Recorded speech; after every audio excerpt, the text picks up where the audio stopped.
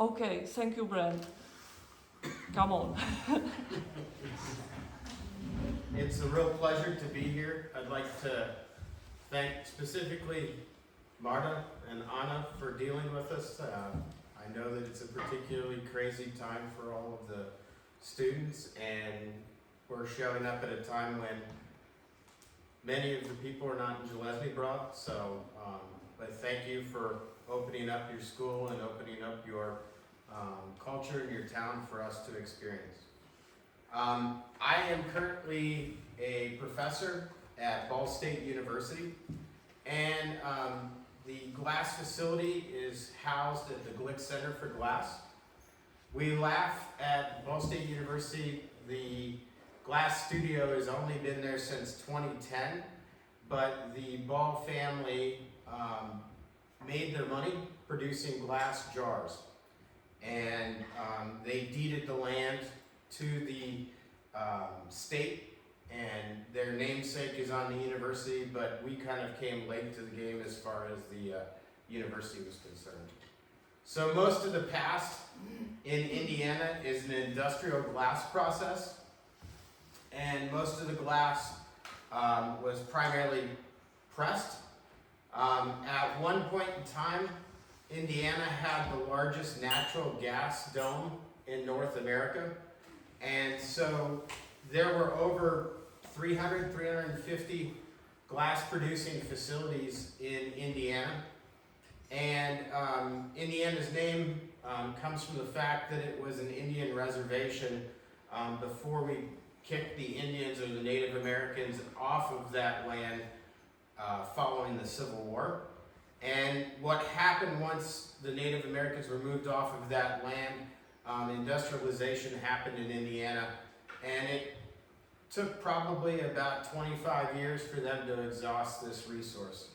But that was why there was a proliferation of foundries and glass furnaces in Indiana. Here you can see them making window glass. And this is our current facility. The grass is greener. I know. When was that taken? That was taken pretty close to 2010. So the program emphasis that we have are blowing and solid sculpting, casting and kiln casting, fusing and slumping, cold working, flame working, and neon. This is our hot shop. We have 2 furnaces in the hot shop and 3 glory holes. This is our small kiln room. Some examples of mold making and some slumping and fusing. I know, our cold shop compared to your cold shop is just a drop in the bucket. We're jealous. We have 2 lathes, that's it. But we can still do a little bit. Oddly enough, we're pretty well equipped compared to most of our university program. Yeah, I know, it's a little crazy. Here's our flame studio that's getting overhauled as we speak. So we're currently expanding this to better accommodate larger class sizes and also to accommodate spreading out a little bit more for our neon facility.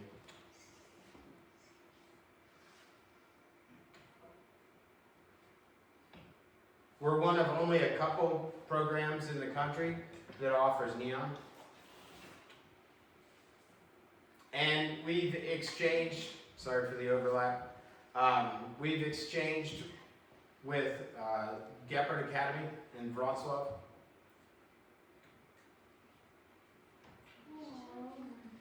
So here's my colleague Jennifer and I working on a piece. And this is some of my work. We'll get into my work a little deeper in just a minute. And this is some of Jennifer's work. And we try and keep up a continuing rotation of visiting artists. COVID kind of knocked that back a little bit, but we're trying to ramp back up to speed after COVID.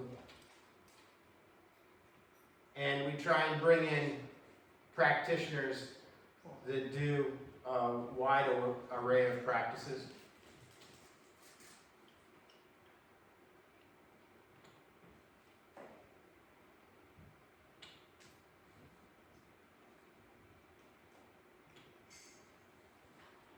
Who's that?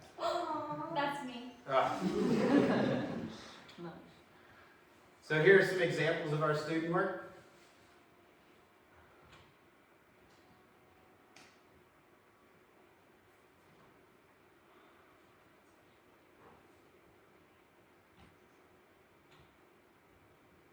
And usually at the end of our neon experience, we'll have a party the last night instead of a final critique. So usually we'll do an outdoor display. Who's that? Oh, sorry. Here's some of our grad student work.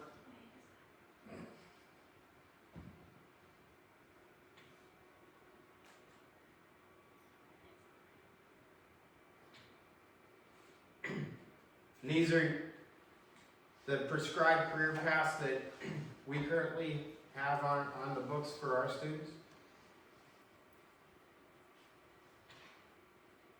And one of the reasons that we're here is due to the Ball State Glass Alliance. So we end up doing like fundraisers and sales, and we make a lot of these horrific things, but they help get us to Europe. So it's worth our while to make glass pumpkins so we can come and see you. Ah, me.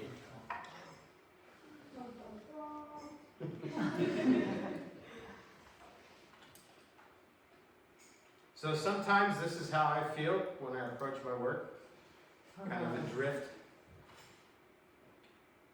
And I use a lot of drawing and collage in coming up with ideation. I'm influenced by a lot of the things that I'm surrounded by. This is a live mermaid performance at Wiki-Waki in Florida. And so I remember this from my youth and had to take my daughter there. They basically have been doing this mermaid performance in these clear springs in Florida for the better part of 50 years. These are what are known as mermaid purses, and they're fun to find on the beach, and essentially it's an egg case from a skate or a ray. And so you can see how, collecting these with my daughter turned into this particular piece where these skate cases were constructed out of cane and blowing in the hot shop.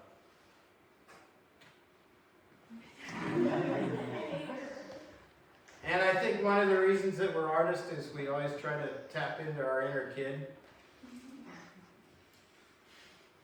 Oddly enough, for my students, that's Lily. She was 3. They're off the side. She swam all the time, so her hair was like this kind of scary, brilliant blonde. So while I was down teaching in Florida, I was really influenced, like you can see from a lot of the environment that I was around. And you're always finding things that are floating up on the beach. So this is a press mold pack de verre of discarded goggles. And so many of these things that were discarded or lost, after they've had kind of this history in the sea, they start to change and morph because of being enveloped or engulfed in that environment. Here's another drawing that you'll see leads to other things. So I was at a thrift market and was kind of jealous of the fact that there was this beautiful swimming pool salesman's suitcase, this above ground. And growing up in the Midwest, everybody wanted a pool, but you only have about 2 to 3 months to actually enjoy that pool. So the reality of having to take care of that pool for only 2 to 3 months worth of enjoyment was kind of crazy. So I ended up constructing these pools out of cast glass and cold work glass, and the palm trees are on springs, so when you close the suitcase and open it, the palm trees pop back up.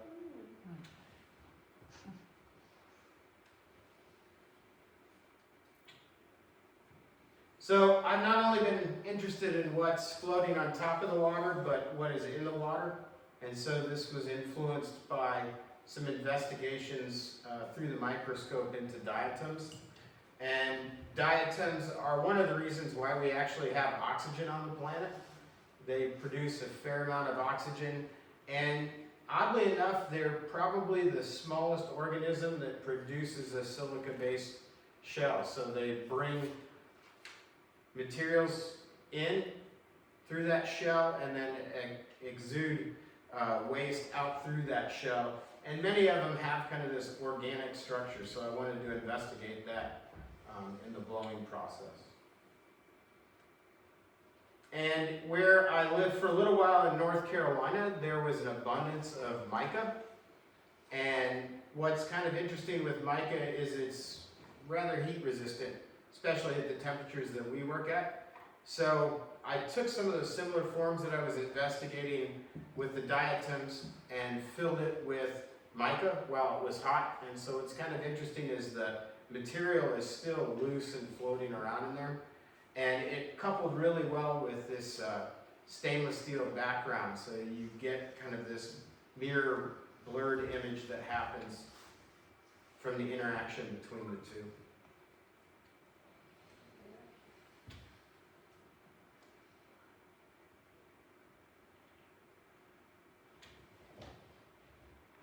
And here you can see this is essentially looking at buoys that are demarcations on the water that tell you where you can go and not go, the surface of the water, and then what is actually what is actually floating in the water.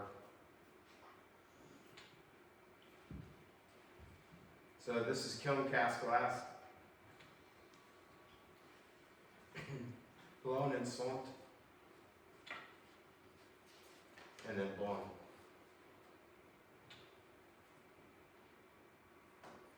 A drawing. This is looking at unmoored buoys. You know, like I said, buoys kind of demarcate where it's safe to go and not safe to go. And so I was entranced by this idea that, you know, if all of a sudden these buoys were unmoored, it would be really difficult to find a path or direction. And I feel like many of us in the arts feel like we're charting a course in an area of unmoored buoys. It's hard to figure out what's safe passage and what's not. This led to this investigation of this estuary that I live by. When I taught at the University of Miami, I could walk across the street with a kayak and be out in Biscayne Bay in about 15 minutes. And so this place became kind of a sanctuary. And when I was looking at this installation, I thought about the fact that as artists we try and capture a moment, but we never really capture the place. So these are all attempts at capturing what I was getting from that experience. So you can see there's a drawing, and then the drawing, in front of the drawing are cast elements in relief. And then when you walk around this bag wall or this divider, you come out into the rest of the space, and these buoys are floating on the surface of the gallery floor. And at the end of that, it starts to make a lane, and that lane was filmed in Biscayne Bay, so it looks as if you just can continue swimming into the horizon. And that projection is active, so the buoys are moving, and in the foreground, obviously they're static.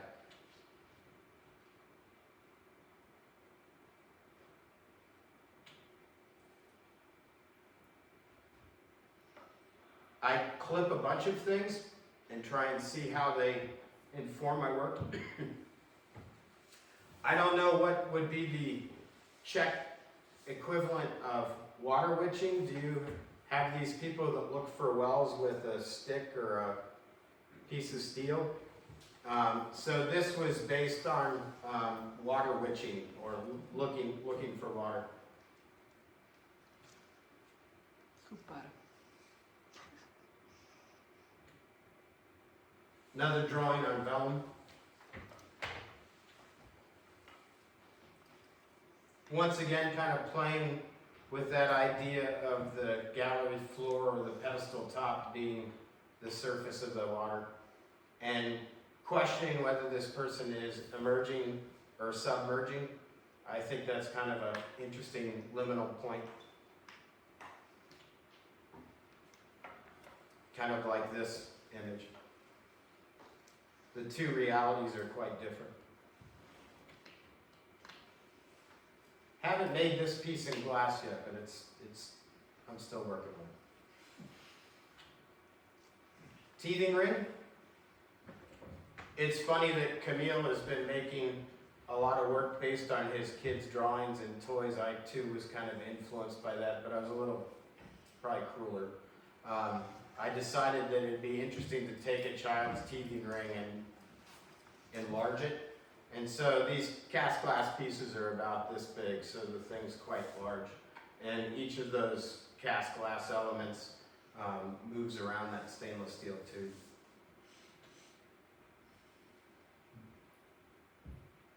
And for some of you that have been getting into dry grinding and wet grinding, this was all cast in relief, and then the back surface was ground to match the front surface.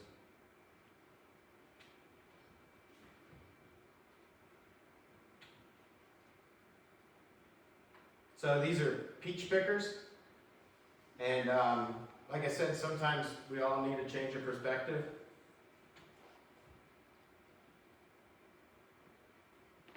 So this is a maquette for a larger piece. This was an installation that I did while I was out in California. When I was there, I kind of felt like I felt like an invasive non-indigenous species in California, in San Francisco. And once again, like the estuary that I was trying to capture, this was a synthesis of everything that I was experiencing while I was there. So we were right next to the sea, and everything was eroding, so seawater is pumped across this wall. And the space that this residency was in was an old military base that was supposed to protect San Francisco's harbor. And what was crazy about it is there were military structures that were built since the Civil War on the grounds, and this is one of the few national parks where they still have a night missile battery that they've decommissioned the nuclear weapons, but there's still the night battery that you can go into.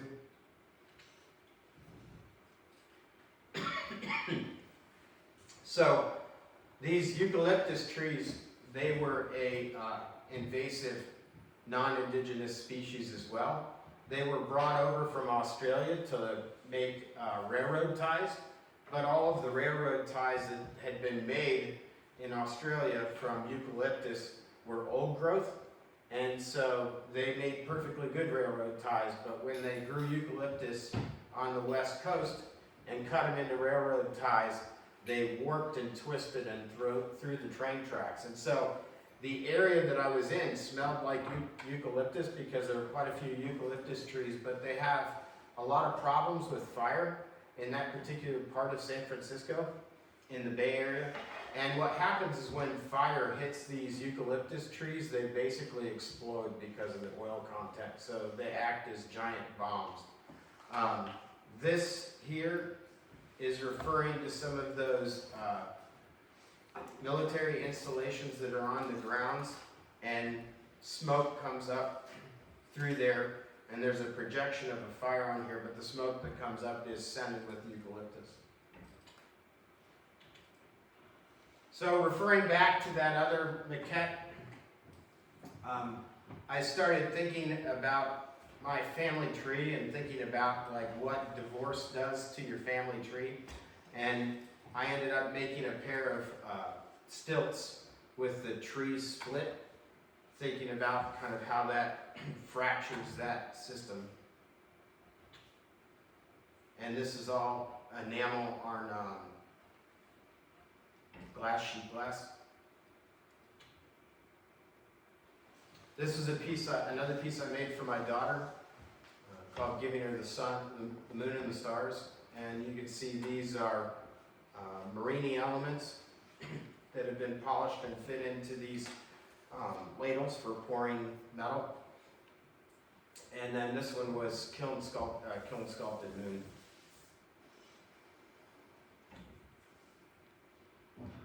And usually I try and look at an idea or a thought from a couple different perspectives.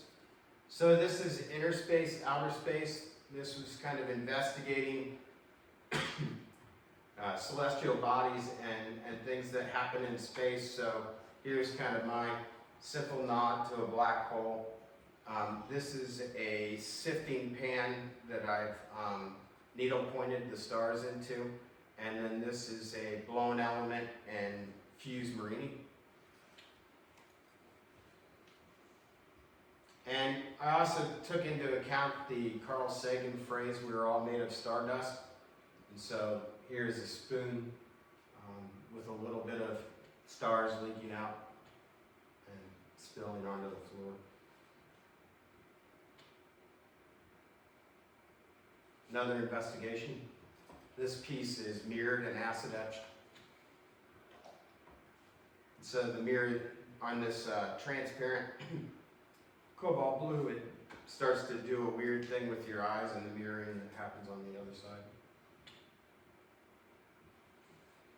And when I was about most of your age, I went to Penland for the first time, and there's mica all across the river bottom, and we went skinny dipping, and it was really interesting to see like bodies and the reflection of the moon on the bottom of this riverbed. So I made this piece called Night Diving in reference to that. And so this is a small little suitcase about this big.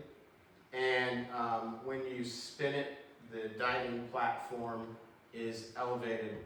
And this is also kind of referring to some of those carnival or fair stunt people that, you know, try and dive into something the size of a glass.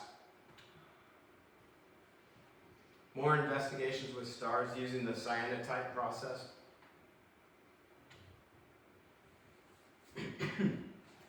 Right before COVID, I had the opportunity to teach and make work in Wrocław. And I was there on a Fulbright, and it was an amazing experience. And I had visited Wrocław almost every summer for like 6 or 7 years before that. And for me, it was amazing to see how much the city had transformed and changed. I had never experienced it during winter. Walking on the streets with that diesel when it just starts to get you because it's laying low. You start sliding on the cobblestones. See, my students haven't seen what this looked like fully lit up. It was like at half-mast when they saw it. Ah, Peter. So it was quite the experience to try and get used to working in this factory style. It's kind of, it's pretty different compared to how we approach the material. But it was also interesting seeing some of the similarities. And I was exposed to a lot of processes that even though we touch on in the States, we don't have quite the cultural heritage to dive as deep. And so the breadth and depth of knowledge, both in Silesia and here in Czech, has been really invigorating to a lot of us to try and explore these processes in a different way. So this is a piece, a little bit of a political piece I made about Orlen, the Polish petrol company.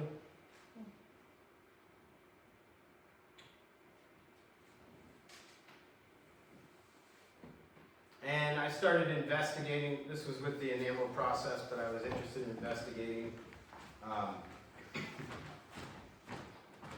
this process and thinking about this process as a possible way of sketching. And what was really bizarre for me was there was like a 7 or 8 hour time difference. So most of the time that I was awake, my family was sleeping. Most of the time that I was sleeping, my family was awake. So I ended up using that as some inspiration. And so I ended up doing some enameling, trying to capture that moment with them sleeping. And this was a show that I was fortunate enough to have in Wrocław for one of the glass symposiums. I think this happened in the fall of 2019, and then everything got shut down. And you can see this piece here. It's a nod to kind of living on 2 different sides of the planet. And then there's a matching piece in the States of this salt bladder. And I was interested in thinking about being able to transport myself from one place to the other just by crawling up through this ladder. A lot of this culminated into a sabbatical show that I had at the same time about my leave. This piece, some of you might have seen when it was at Krokonoska. Am I pronouncing that correctly? In Jelenia Gora. This was at the exhibition there.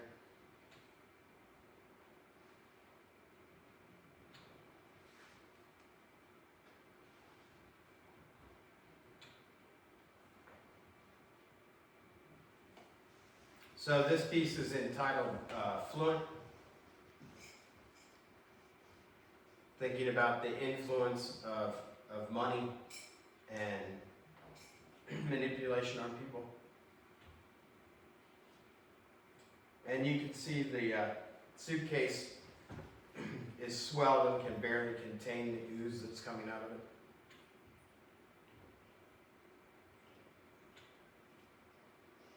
Then I wanted to make a map of the solar system, and so this is an old mail sorting desk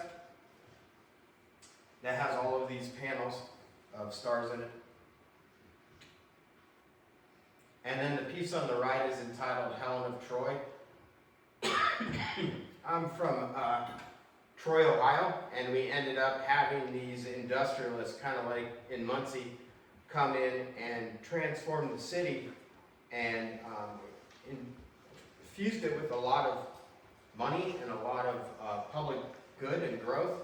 And then like 2 generations later, all of that disappeared. And this element here is a large mixing beater off of a Hobart KitchenAid mixer. Space probably knows what that is. And then this down here, where I'm kind of referring to the pedendum, is actually a dough hook. And then my colleague Jennifer has sourced press molds from a lot of the factories that have shut down in the U.S. And this was a nice little press mold from Fenton of boats. And so I was interested in trying to use kind of the Helen of Troy story to talk about what happened in my hometown. And the thing that's funny is I think these boats were for like holding cigarettes. I think it was a glorified ashtray, but it was fun pressing those out and utilizing those for this particular piece. You can see the way the salt in Krakow, these were elements that had been in the salt mines and just the accretion that had evolved. So I was influenced by that. Did I capture that exactly? Yeah, I came as close as I could. But and then this is the latest show that my colleagues and I have been involved in. This is my co-collaborator and friend, Jacinda Russell's work from her being, from her investigations with photography at the polls. And this is that piece recontextualized, and I think it works better here than it did in my sabbatical show. The piece on the left was inspired by living in Wrocław. Walking along the river, you could see where people would take these vodka one-hitters and go out and have fun by the river, and they would just pile up all along the river. And so I took those and enameled them with blue enamel and then carved through engraving stars back into the surface of them and mirrorized the inside. And it was interesting to find out from my Polish friends that this blue alcohol during communism was actually filtered and used because it was so difficult to actually get stamps for alcohol under communism. So it was interesting to find out that there was a meaning there that I hadn't intended but was culturally part of it. And then this is another piece that we did together where we're talking about some of these places just going away. I mean, most of the icebergs that she was investigating have changed dramatically in the last like 15 or 20 years. So we tried to use the density of the glass to signify that. And then this was my, thought this was a good one to end on. This was a flight simulator that I built for myself when I left my MFA program. So, like any good flight simulator, there's one successful flight path, and there are two unsuccessful flight paths that end up in crashes. And so, there is a video that's projected on here of leaving the context in which this piece is in. And this is an ornithopter, so these wings flap up and down, and this fan turns on when the viewer activates it. So what's kind of nice is this vellum screen that has a reverse projection. When the viewer engages with it, it turns on the video and turns on the ornithopter. The fans actually suck the vellum tight to the frame, and the viewer kind of completes this piece. So thank you very much for your time, and appreciate you sticking with me through my slides. Thank you, Brent. I listen that you don't feel good, but I will ask my students. Chcete se na něco zeptat? So I will have some questions, but tomorrow. Today I listen that you don't feel good. Thank you very much. It was a beautiful presentation, and your university is really young, but it's nice. So thank you. Thank you.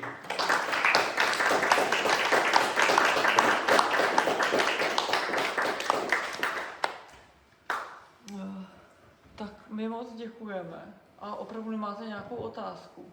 Well, I have one little question.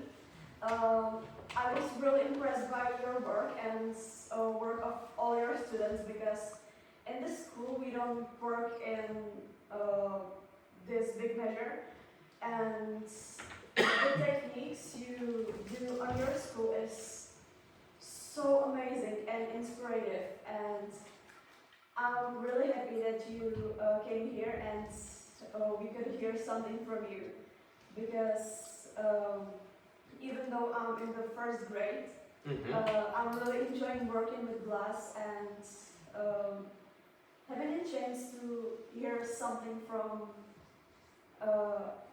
a person who works with glass as well, and having the chance to give us some new ideas. It's really amazing, so thank you. Well, we've been really influenced by seeing everything that you do as well. It was interesting when we were in Wrocław and hear some of the students' comments were like, boy, we better step it up. So, yeah, we thought that as well. Because so these exchanges are good. Now Marta and I have a lot to expect out of all of you.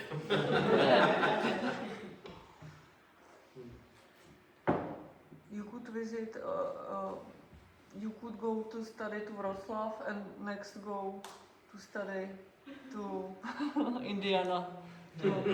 univerzity. So, ještě máte nějaký dotaz někdo? Dejte se.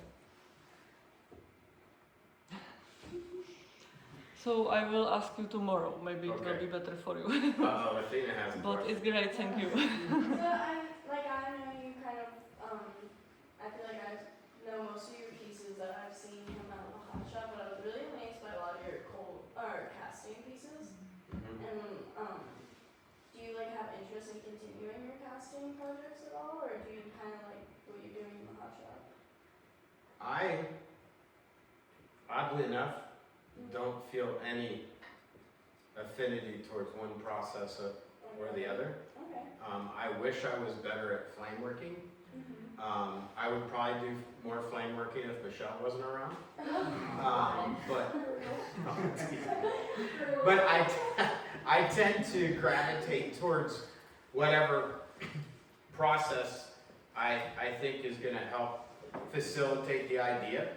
And I think one of the things that's important, and sometimes it's difficult to think about having a whole glass studio around us. I mean, we're kind of spoiled in that manner, but you know, I think one of the important questions that I have to ask myself is, what am I using the glass to say? And is making it out of glass a necessary component?